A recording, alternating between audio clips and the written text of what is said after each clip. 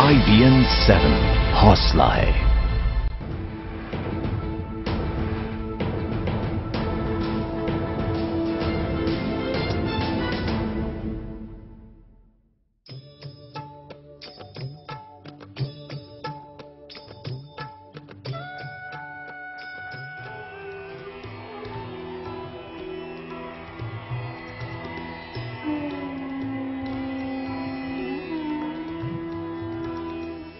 वो 9 जनवरी का दिन था।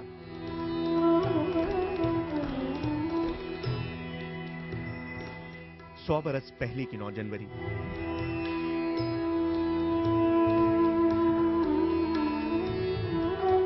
ठंड के मौसम का एक दिन। दिल्ली में हर सवेरा पत्तों को ओस की कुछ बूंदों में भिगो देता है। गुलाम सड़कों पर कोहरा भी अपनी मनमानी करता और धुंध बन के अक्सर पसर जाया करता था। यानी सर्दी अपने पूरे शबाब के साथ मौजूद थी, लेकिन दिल्ली से करीब 1500 किलोमीटर दूर मुंबई में मौसम खुशगवार था।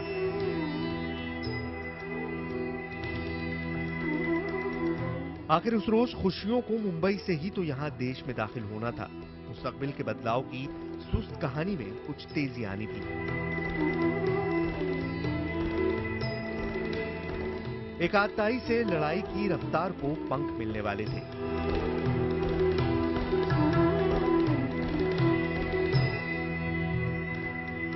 नौ जनवरी 1915 की सुबह जब घड़ी के कांटों ने 7:30 बजने का इशारा किया, तो ये कलसाए हुए मुल्क की अंगड़ाई टूटने का इशारा भी बन गया।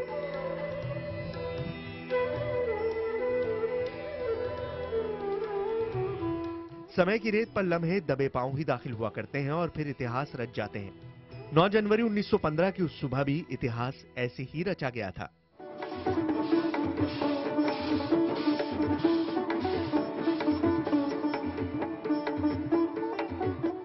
मोहनदास करमचंद गांधी।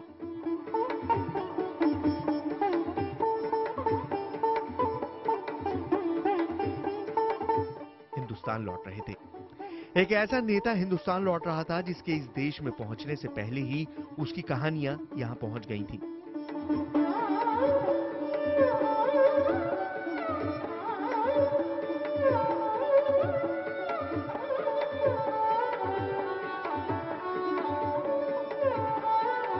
एक ऐसा नेता लौट रहा था जो सबसे जुदा था।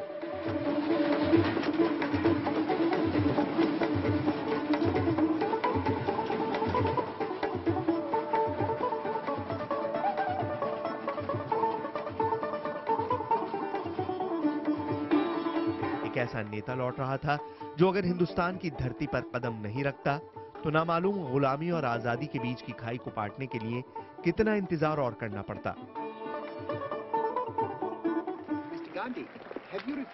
मुंबई के अपोलो बंदरगाह पर गांधी अरेबिया नाम के जहाज से पत्नी कस्तूरबा के साथ जैसे ही नीचे उतरे, कांग्रेस के हजारों लोगों ने उनका गर्मजोशी से स्वागत किया।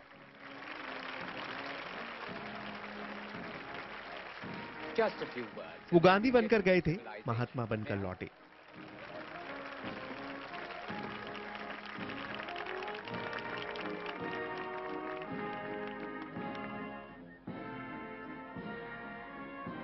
I'm glad to be home, and I thank you for your greeting. 1915 के हिंदुस्तान को गांधी की जरूरत शिद्दत से थी। देश को एक ऐसा नेता चाहिए था जो आजादी के आंदोलन की कमान पूरी जिम्मेदारी के साथ संभाल सके।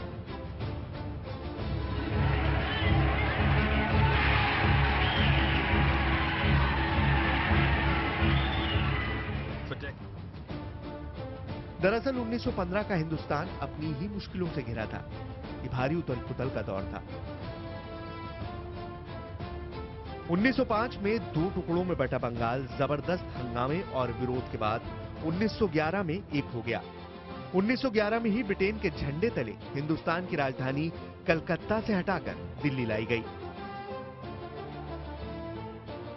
1912 के दिसंबर महीने में अंग्रेजों पर कई छिटपुट हमले हुए, जिसमें वाइसरॉय हार्डिंग के हाथी पर फेंका गया बम भी शामिल है। इस हमले में हार्डिंग बुरी तरह घायल हो गया था। 1914 में पहले विश्व युद्ध ने दुनिया को झुलसाना शुरू कर दिया था और उसकी आंच हिंदुस्तान तक भी पहुंच रही थी। ये वो वक्त था जब कांग्रेस पार्टी 30 बरस की हो चुकी थी, लेकिन अब तक आजादी के आंदोलन में उसकी भूमिका निर्णायक दौर में नहीं पहुंच सकी थी। आजादी किस तरह हासिल की जाए, इसको लेकर भी राय बटी हुई थी। लाला लाजपत राय, बाल गंगाधर तिलक और बिपिन चंद्र पाल जैसे क्रांतिकारी अंग्रेजों को उन्हीं की जबान में जवाब देना चाहते थे, यानी सीधी लड़ाई, और जब मौका मिले तब अंग्रेजों को सबक सिखाया जाए।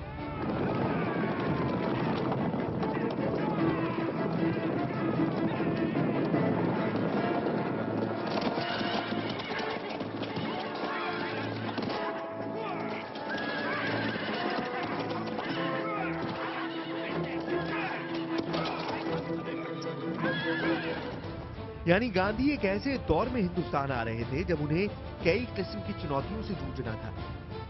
मोहनदास करमचंद गांधी नाम के शख्स पर 25 करोड़ निगाहें बहुत जल्द बड़ी उम्मीद से देखने वाली थी।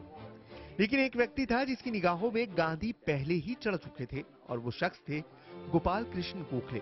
क्योंकि सच तो ये था कि अगर गोपाल कृष्ण गोखले ना होते तो हो सकता है गांधी ने सही वक्त पर हिंदुस्तान की सरजमी पर पांव ही न रखा होता, और अगर ऐसा ना हुआ होता तो शायद हमें आजादी के लिए कुछ वक्त और रुकना पड़ता। तो इंटरनेशनल स्टैंडर्ड पे गांधी की मान्यता मिल चुकी थी 1915 में, जब गांधी हिंदुस्तान को न वो गांधी जानते थे, न हिंदुस्तानी आम हिंदुस्तानी जानता था।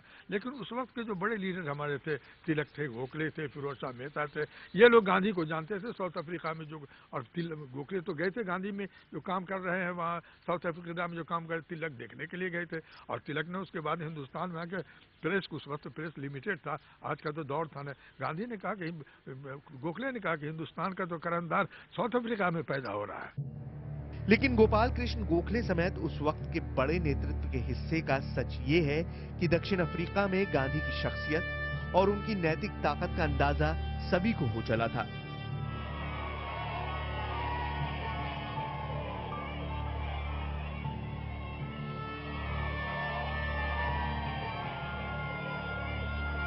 अठारह में 24 साल का ये एक युवा कुछ सपने लेकर दक्षिण अफ्रीका गया था, लेकिन लौटा 45 साल का अनुभवों से भरा हुआ व्यक्ति जो अपने सपने लेकर अपने मुल्क लौटा।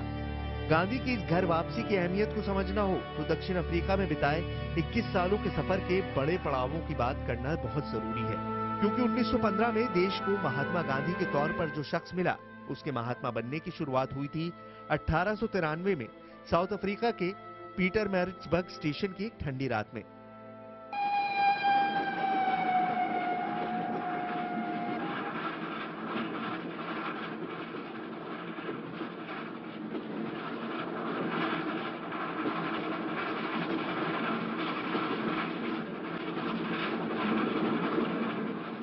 वो 7 जून 1893 का दिन था। गांधी प्रिटोरिया से जा रहे थे।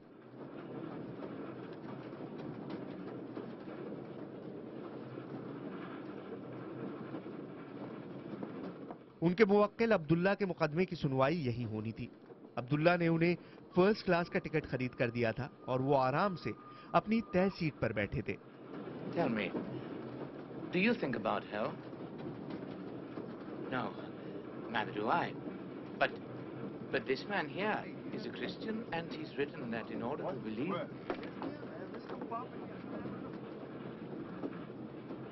Excuse me, sir. How long have you been in South Africa? A week. रात 9 बजे पीटरमैरिट्सबर्ग स्टेशन पर एक घोड़ा ट्रेन में दाखिल हुआ। What are you doing in this car, Coolie? I have a ticket. A first class ticket. TT की मौजूदगी में गांधी को सामान्य डिब्बे में जाने का आदेश दिया गया, जिसे मानने से उन्होंने साफ तौर पर इनकार कर दिया। I'll take your luggage back, sir. No. Just a moment, please. You see? Smart bloody cover. Train. Just move your black ass back to third class, or I'll have you thrown over the next station.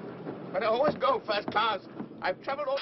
जिसके बाद सिपाही की मदद से गांधी को सामान समेत डिब्बे से बाहर फेंक दिया गया। उस रात कड़ाके की ठंड थी, लेकिन ये ठंड गांधी के दिमाग को जमा नहीं रही थी, बल्कि उनके मन में आने वाली कल की कई गुत्थियों को तेज गर्मी से पिघला रही थी।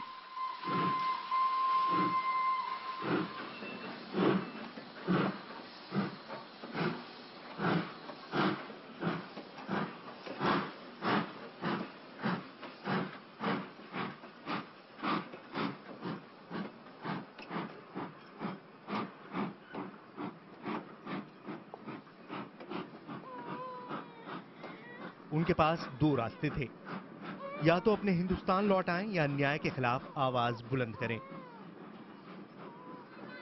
हर विजेता की तरह गांधी ने भी दूसरा रास्ता चुना और उस दिन से ही गांधी के महात्मा में बदलने की शुरुआत हो गई।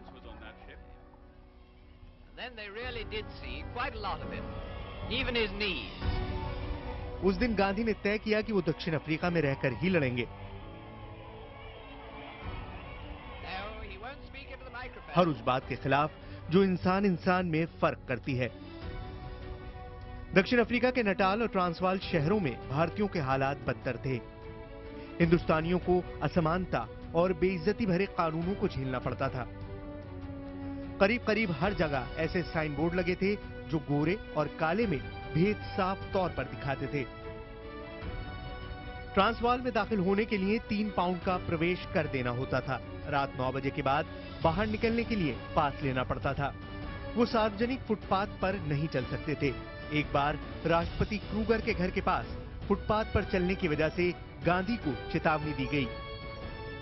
यह हालात देखने के बाद महात्मा गांधी ने वहां स्वयंसेवकों का एक जत्था खड़ा किया और इसी के साथ शुरुआत हुई हिंदुस्तानियों की लड़ाई और उसके अगवा बने खुद मोहनदास करमचंद गांधी की। धीरे धीरे पूरे दक्षिण अफ्रीका में गांधी की शोहरत बढ़ने लगी थी। भारतीय समाज के बीच वो खासे मशहूर हो गए थे। लोग अपनी दिक्कतों, अपनी मुश्किलें लेकर गांधी के पास पहुंचने लगे। इस बीच 1896 में गांधी परिवार को ले जाने के मकसद से भारत आए। यहां उनकी मुलाकात आने वाले दिनों में उनके गुरु बनने वाले गोपाल कृष्ण गोखले, सुरेंद्रनाथ बनर्जी, तिलक और फिरोजशाह मेहता जैसे नेताओं से हुई। इन नेताओं के सामने गांधी ने दक्षिण अफ्रीका में रह रहे हिंदुस्तानियों की समस्या को भी रखा। गांधी परिवार को लेकर अफ्रीका वापस आ गए। साल गुजरते रहे और हर बीतते दिन के साथ गांधी का नाम और उनके काम ब्रिटिश हुकूमत के कानों तक पहुंचने लगे।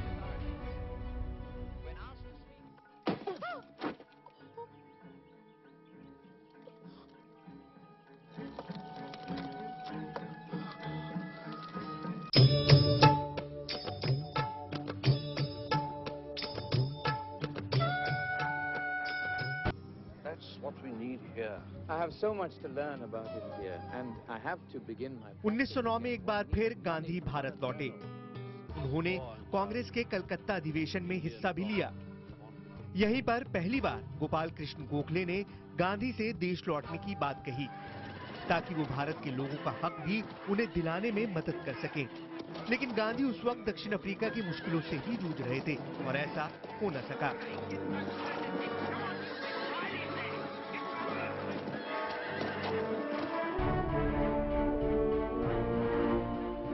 फिर 1908 में वो वक्त भी आया जिसने ये तय कर दिया कि गांधी एक साधारण नेता से कहीं आगे हैं।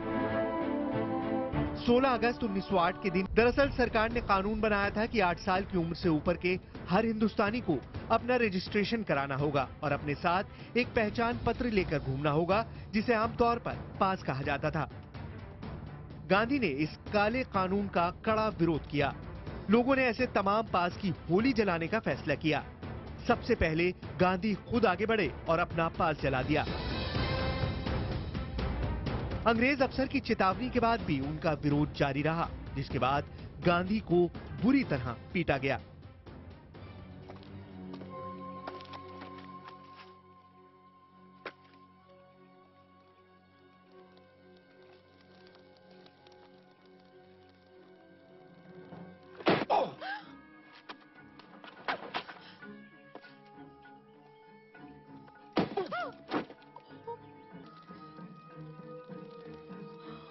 Stop.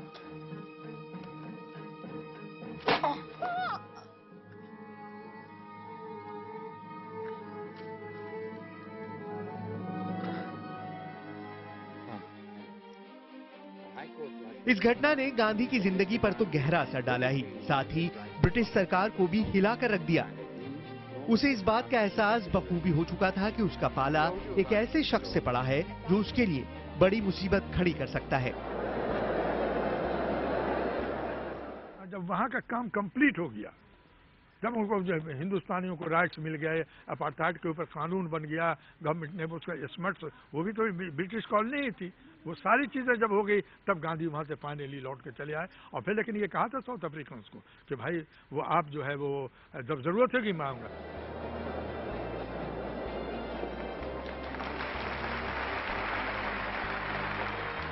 उधर जब देश तक गांधी के संघर्ष और सत्याग्रह की खबरें पहुंची तो भारत में गोखले जैसे नेताओं के जहन में एक बार फिर गांधी का नाम पौंध गया।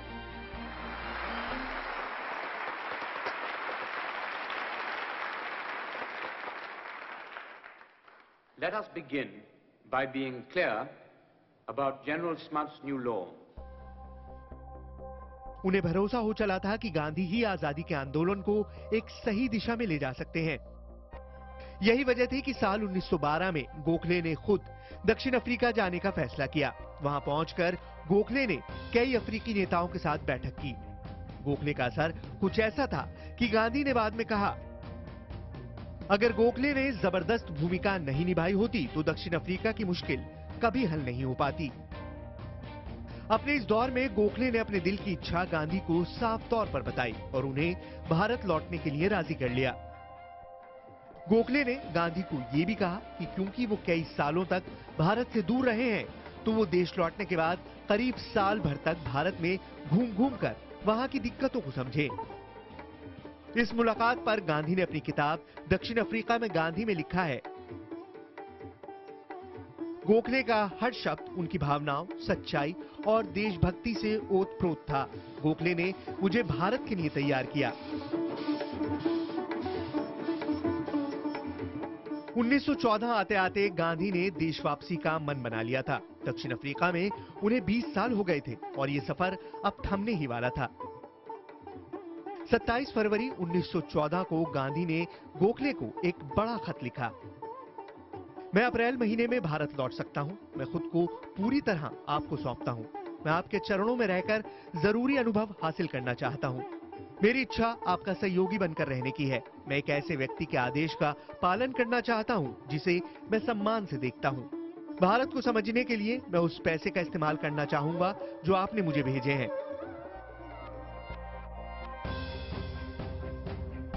18 जुलाई 1914 को गांधी अफ्रीका से रवाना हुए और इंग्लैंड होते हुए अल अरेबिया जहाज से भारत के लिए रवाना हुए।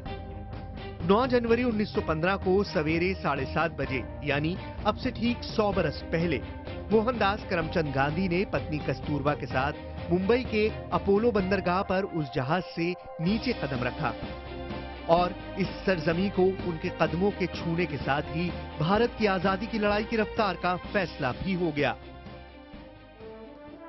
ये महात्मा की घर वापसी थी। ये एक युग के बदलने का इशारा था।